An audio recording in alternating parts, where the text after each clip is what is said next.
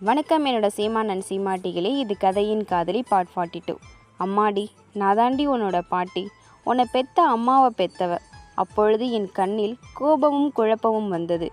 ஏனென்றால் எனது தந்தையை கொன்னவர்கள் இவர்கள் என்று எனது தாய் சொன்னது என் காதுகளில் ஒலித்து கொண்டே வந்தது.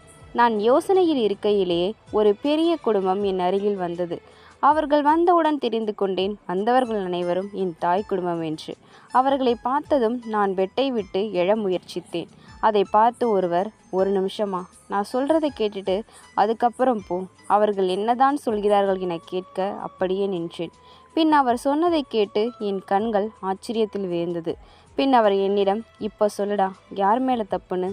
என் தங்கச்சி எனக்கு உயிர்டா, எப்படிடா வாழ்க்கையை நான் அழிப்பேன் என கதறி அழ ஆரம்பித்து விட்டார்.